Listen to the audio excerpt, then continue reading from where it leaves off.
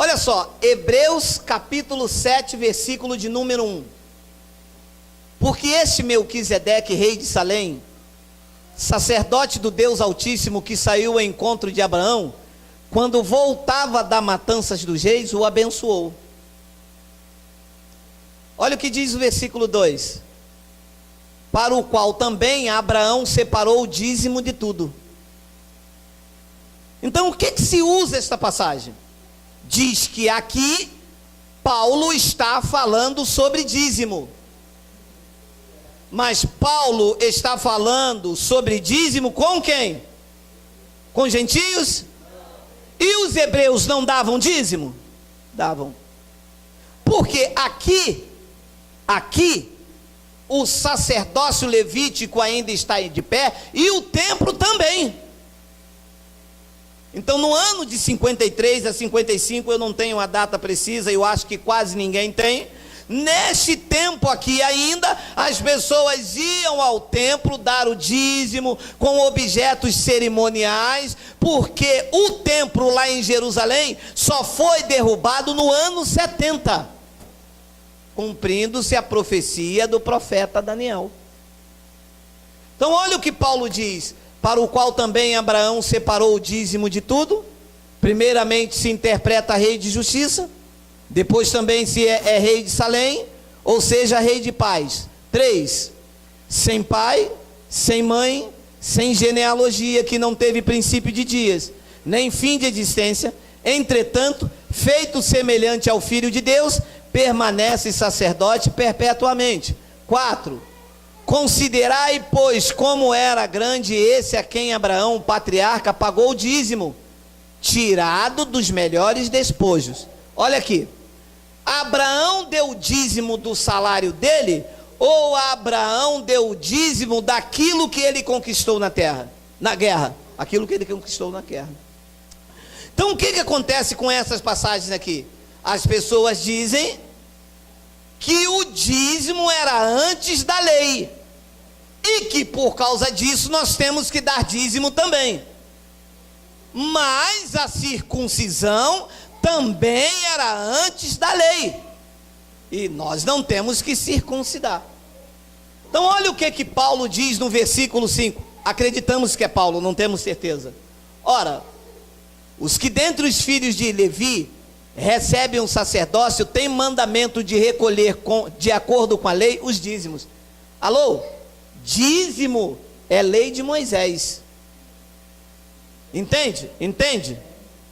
E quem recolhia dízimo era Levi, eram os homens da tribo de Levi.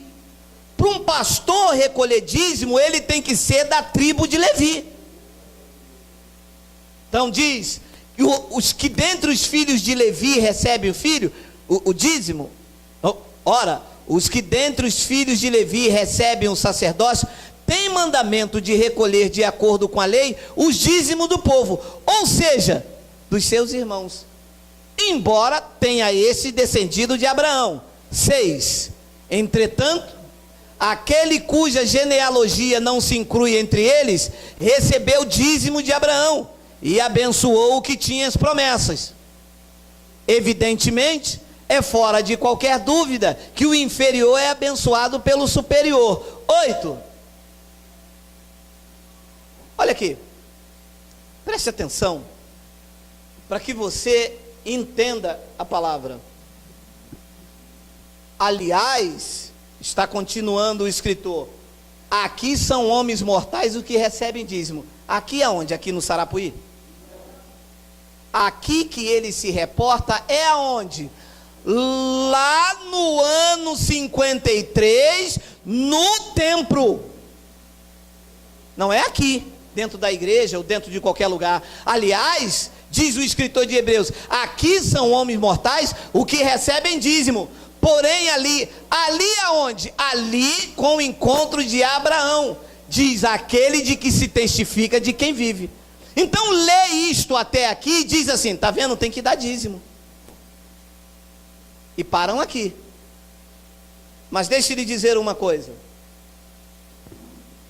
a conversa não parou, o assunto não parou. Quando você lê uma carta, você não pode ler uma carta pela metade, você tem que ler a carta toda. Como é que alguém vai ler um trecho de uma carta e vai tirar uma conclusão? Tem que ler tudo. Então, para que eu entenda o que está escrito aqui, eu tenho que ler tudo. Porque não parou aqui. Olha o que diz o 9. E por assim dizer, também Levi, que recebe dízimo, pagou-os na pessoa de quem? Look for me.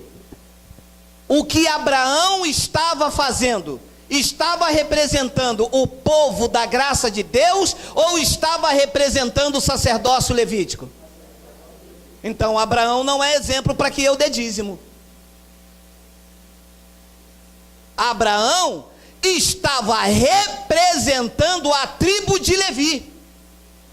Por assim dizer, também Levi, que recebe dízimos, Levi pagou na pessoa de Abraão. Levi não tinha levantado ainda, não tinha nascido. Quem estava nascido? Abraão. O que Melquisedeque fez? Levi não está aqui? Você vai representar o Levi. Toma aqui esse dízimo. É o que Paulo diz no versículo de número 10. Porque ele só lê até o 8. Porque aquele quem? Levi, ainda não tinha sido gerado por seu pai, quando Melquisedeque saiu ao encontro de Abraão, deste. Então, como Levi não tinha sido gerado ainda, Melquisedeque pré-anunciou o evangelho da lei, da circuncisão, a Abraão, pedindo que Abraão desse o dízimo a ele, representando a pessoa de Levi. Mas deixe-lhe dizer, o assunto não terminou. Qual é o plano de fundo do argumento aqui? Dízimo. Entende? O plano de fundo desse capítulo aqui é dízimo. Não está se falando de outra coisa. Está se falando do dízimo de Abraão. Entende? Vamos ler o versículo 11. Porque o assunto não acabou. Se, portanto, a perfeição houvera sido mediante o sacerdócio levítico, pois nele baseado o povo recebeu a lei, e Abraão estava representando ele, que necessidade haveria ainda de que se levantasse outro sacerdote, segundo a ordem de Melquisedeque, e não fosse contado segundo a ordem de Arão? 12. Pois quando se muda o sacerdócio, necessariamente há também mudança de lei. Meu amado, mudou o sacerdócio. Não é mais o sacerdócio levítico para recolher dízimos, porque os dízimos eram impostos que deveriam ser pagos. E Cristo pagou toda a dívida por nós na cruz. Ora, meu amado, você tem um carro. É mês de IPVA, é IPVA mesmo, né? Quanto o seu carro tem que te pagar para você pagar o IPVA? Quanto? Oi? Nada. Por quê? Porque o proprietário é você. Quanto o seu carro tem que te dar para botar 4 pneus novos? Diga, nada. Por quê? Porque o proprietário é você. Quanto que você tem que dar a Deus? Nada. Por quê? Porque o proprietário é Ele. Você é propriedade exclusiva de Deus. Ele te comprou, você não tem que pagar nada. Eu vou pagar o dízimo. Mas por que pagar o dízimo? Eu estou com dívida? Meu amado, você tem uma dívida de 50 mil reais. Aí o seu patrão paga toda a dívida para você. Você deve quanto? Ora, Cristo foi na cruz e pagou toda a dívida. Você vai pagar o que a ele? Isso aí. Depois ele diz no versículo 13, olha lá. Porque aquele de quem são ditas estas coisas pertence a outra tribo da qual ninguém prestou serviço ao altar. 14. Pois é evidente que o nosso Senhor procedeu de Judá, tribo a qual Moisés nunca atribuiu o sacerdote. 15. E isto é ainda muito mais evidente quanto à semelhança de Melquisedeque, se levanta outro sacerdote. 16, constituído não conforme a lei de mandamento carnal, mas segundo o poder de vida indissolúvel. 17, porquanto se testifica, tu és sacerdote para sempre, segundo a ordem de Melquisedeque. Estamos ainda no mesmo contexto. O plano de fundo disso aqui é o dízimo de Abraão a Melquisedeque. E que Abraão estava representando o sacerdócio levítico.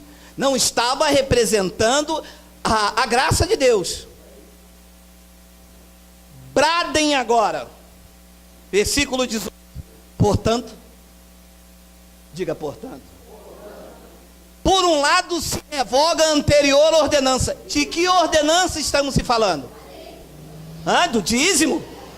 Foi revogado ou não foi? Mas eles não leem até aqui. Portanto, por um lado se revoga a anterior ordenança. O dízimo era uma ordenança, meu amado. E foi revogada. Por quem? Por Cristo. Por que o dízimo foi porque a ordenança que se está tratando aqui é do dízimo. Lembra? Não está falando de jejum, não está falando de Páscoa, está falando do dízimo. A ordenança que se trata, o capítulo 7, é o dízimo de Abraão. E ele diz, portanto, por um lado, se revoga a anterior ordenança por causa de sua fraqueza e inutilidade. 19, eu chamo de bomba. Pois a lei nunca aperfeiçoou coisa alguma, e por outro lado, se introduz esperança superior, pelo qual nós chegamos a Deus.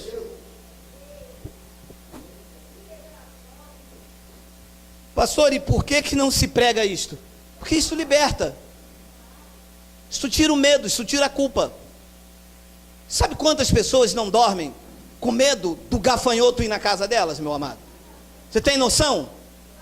Você tem noção quantas pessoas ficam com medo de ser amaldiçoada, de estar roubando a Deus? Você não tem noção. Você já passou por isso? Já passou por isso? Você já sentiu aquele medo de falar com o marido assim, nós estamos roubando a Deus, e um gato miar lá fora, e a pessoa, tá vendo, homem?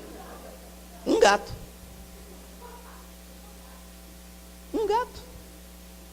Por causa do medo, do pânico que é gerado na mente das pessoas. Meu amado, você foi comprado. Você imagina eu querer beber uma água lá na minha geladeira e falar para a minha geladeira, você tem que me dar um dinheiro porque a água está quente. Eu comprei a geladeira, meu amado. Cristo comprou você, você é propriedade exclusiva dele. Quem tem que manter você em dia, a exemplo do seu carro, quem tem que manter o carro em dia, legalizado, é quem? É o carro ou é você? Você que é o proprietário. Quem tem que manter você em dia, meu amado, é quem te comprou. E quem te comprou, querido?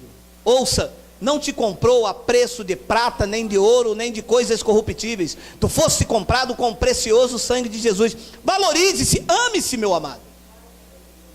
As pessoas ficam debaixo de ameaça, gostam de acusação.